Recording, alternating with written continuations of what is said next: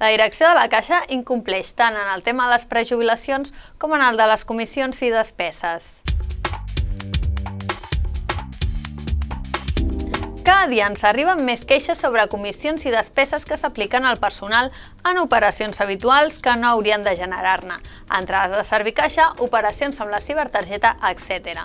La direcció incompleix el que disposa la normativa laboral i el que el mateix Tribunal Suprem ha dit recentment.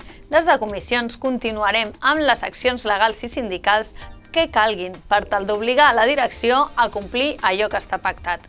Pel que fa a les prejubilacions, la direcció ens ha fet saber que fins al mes de desembre no ens podrem reunir per tal de parlar sobre les prejubilacions pendents de l'any 2012, persones nascudes al tercer i quart trimestre del 54, ja que de moment no hi ha possibilitats de fer les dotacions econòmiques necessàries.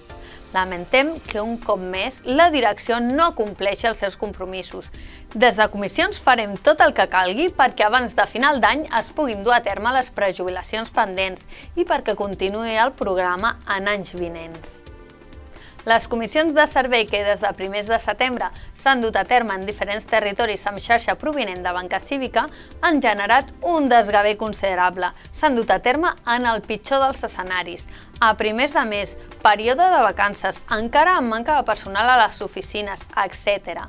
Esperem que la direcció en prengui nota i faci les coses d'una altra manera, sense generar malestar addicional entre la plantilla i entre els clients. A la nòmina a finals de setembre s'han d'abonar els ajuts per la formació de fills i filles. Si el naixement es produeix després del mes de setembre, l'ajuda s'abonarà abans del 31 de desembre.